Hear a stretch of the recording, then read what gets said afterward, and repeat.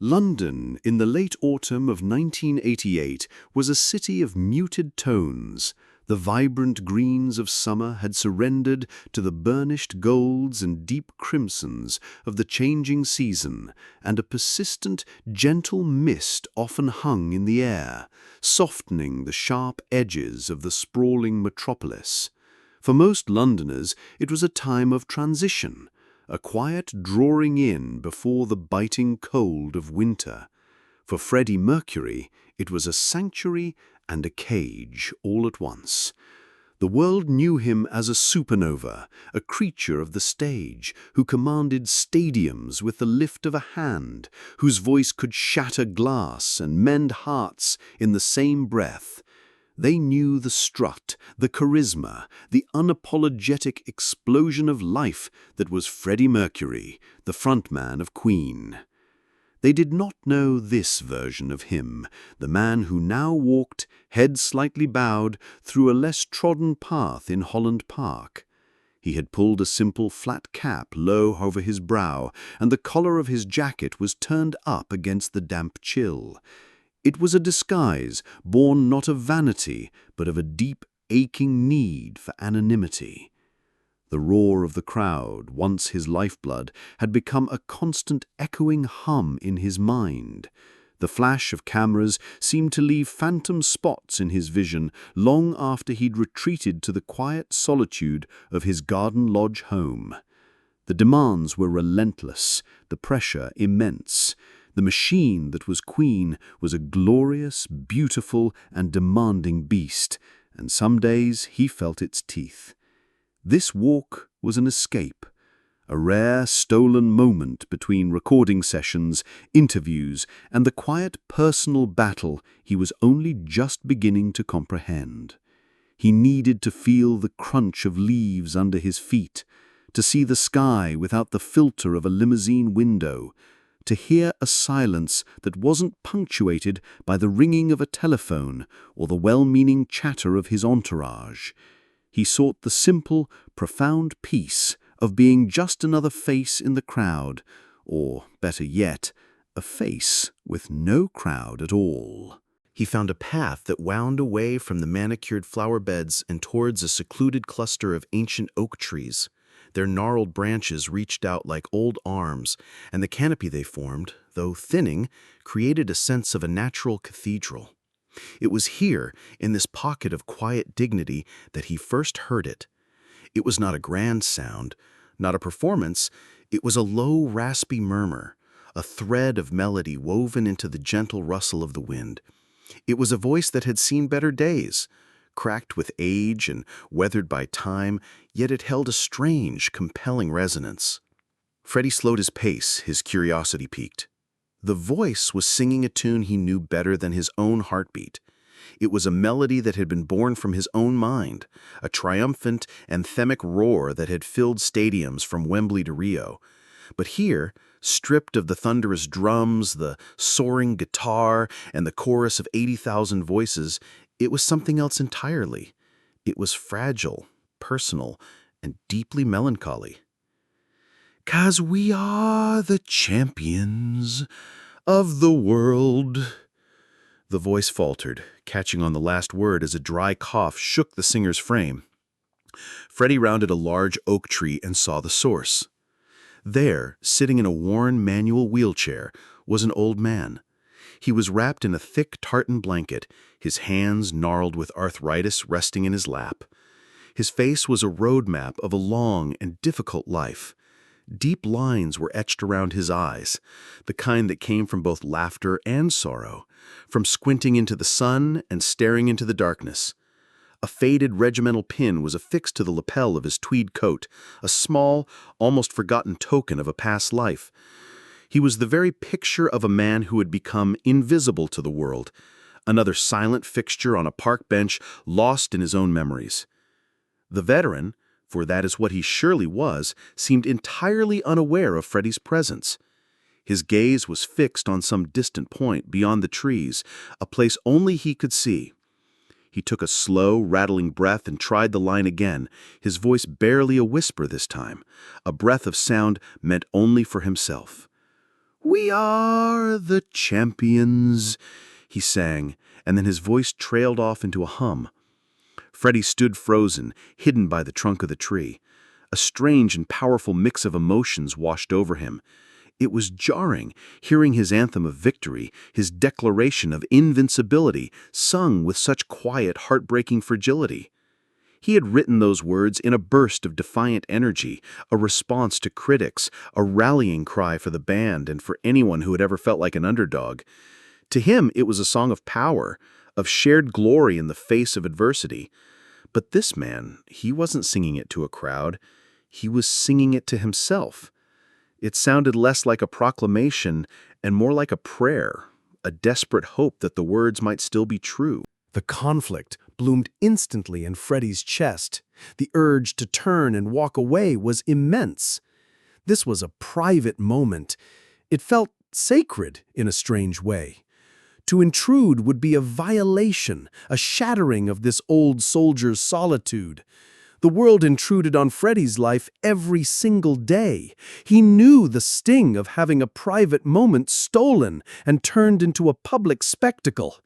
He should leave. He should grant this man the peace that he himself was so desperately seeking. And yet, he couldn't move. There was a pull, an invisible string connecting him to the man in the wheelchair. He saw a reflection he hadn't expected to find in this quiet corner of the park. The world saw Freddie Mercury, the champion. They didn't see the man who battled with insecurity, who fought waves of profound loneliness in hotel rooms that all looked the same. They didn't see the fight against the expectations, the critics, the whispers, the ever-present fear of being misunderstood. He too had his wars. They weren't fought in trenches with guns and bombs, but they left scars all the same, deep within his soul where no one could see them. The veteran shifted in his chair, the old wheels creaking in protest. He looked down at his own hands, at the fingers that could no longer properly grip, at the body that had betrayed him. A sigh escaped his lips, a cloud of white in the cold air. He had been a champion once. A young man, straight-backed and proud in his uniform, fighting for a cause he believed in. He had survived, yes, but survival had come at a cost. He had lost comrades, he had lost his youth, and in the end, he had lost the use of his legs. And now, decades later, the world had mostly forgotten his war and the men who fought it. To be a champion of the world felt like a bitter irony. He tried to sing again, just the refrain, as if to convince himself. His voice was weaker now, barely audible. "I've had my share of sand, kicked in my face, but I've come through." That line, that was the one that broke through Freddie's hesitation. It was the heart of the song, the admission of the struggle that made the victory meaningful. It was the truth that bound the two of them together across the gulf of their different lives. The flamboyant rock god and the forgotten soldier.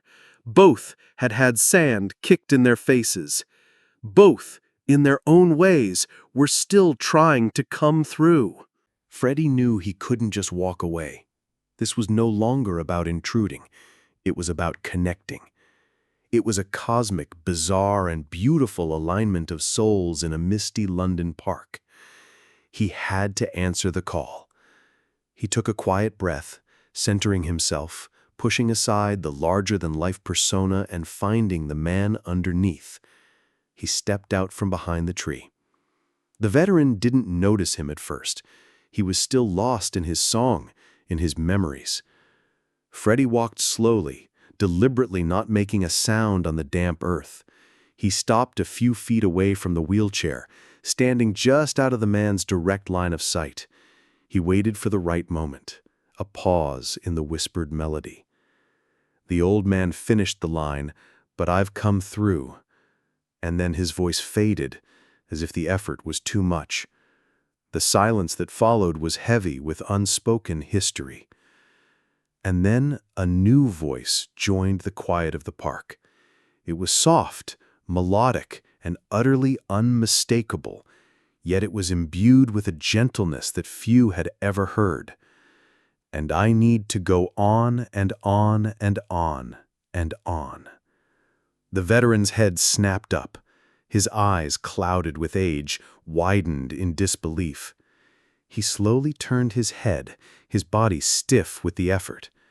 Standing there, a few feet away, was a man in a simple jacket and a flat cap, but there was no mistaking that face. The prominent jawline, the dark, expressive eyes, the ghost of a mustache that was as famous as any royal crown. It was him. It was Freddie Mercury. The old man's mouth opened, but no words came out. He stared, completely stunned, wondering if the damp cold had finally muddled his mind, if he was hallucinating this impossible vision. Freddie offered a small, gentle smile.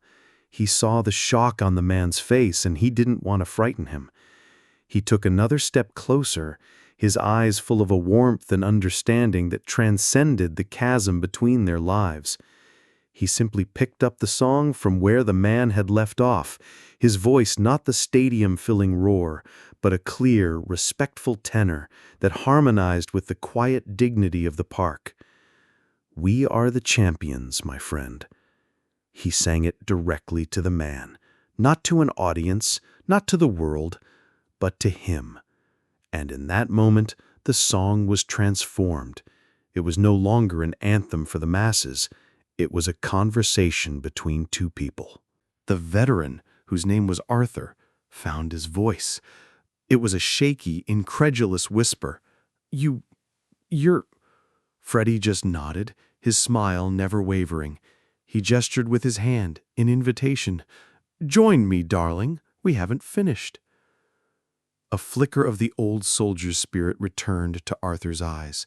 A lifetime of being overlooked, of feeling invisible, seemed to recede in the face of this extraordinary moment. He took a breath, steadied his voice, and joined in. His raspy, weathered baritone was a stark contrast to Freddie's polished tenor, but together they created a harmony that was more beautiful and more profound than any perfectly produced studio recording. "And we'll keep on fighting till the end." They sang the words together, their eyes locked. For those few moments, they weren't a rock star and a veteran. They were just two men, two fighters, acknowledging the battles they had both endured. The park, the mist, the entire city of London seemed to fade away, leaving only this small, sacred space beneath the old oak trees. They reached the final triumphant lines. Freddie's voice swelled not with the arrogance of a performer, but with a deep, emotional sincerity. He was singing the words not as a boast, but as a confirmation, a validation of the old man's entire life. "We are the champions. We are the champions." Arthur's voice cracked with emotion, but he pushed through, singing along with all the strength he could muster. He was no longer just a forgotten old man in a park. He was a champion. He had fought. He had endured. He had survived. They held the final note, and as their voices faded into the misty air, a profound silence settled over them. It wasn't awkward or empty. It was full of everything that had just been shared without being spoken. Arthur looked at Freddie, his eyes glistening with unshed tears.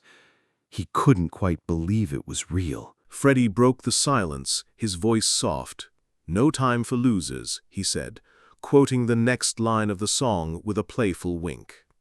Then, his expression softened into one of genuine compassion. He walked to the side of the wheelchair and crouched down, bringing himself to Arthur's eye level. It was a gesture of respect, an equalization of their positions. "We really are, my dear," Freddie said, his voice barely above a whisper. He gently placed his hand on Arthur's tartan blanket, a simple touch of human connection. "We are the champions." Arthur finally found his words, his voice thick with emotion. I don't understand. Why?" Freddie looked at the regimental pin on Arthur's coat, then back into his eyes. "Because I heard a fellow professional," he said. "You've been fighting far longer than I have. I know a champion when I hear one." He saw the confusion and gratitude warring on the old man's face. "I needed a bit of peace today," Freddie admitted, his voice losing its last trace of showmanship, becoming completely open. "And you reminded me what the fight is really for. It's not for the applause. It's for this, for the coming through."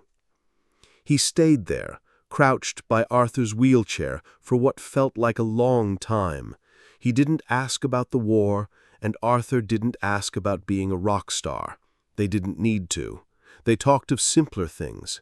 They talked about the cold weather, about the beauty of the changing leaves, about the cheeky squirrels that were bold enough to steal a biscuit from your hand. Freddie listened as Arthur spoke of his late wife, of the small garden she used to keep, and of the pride he still felt for his service, a pride that the indifference of the world could never truly extinguish. In return, Freddie spoke not of fame, but of his cats. He described their distinct personalities with a fondness and detail that made Arthur chuckle. He spoke of his love for gardening, for the quiet satisfaction of seeing something beautiful grow.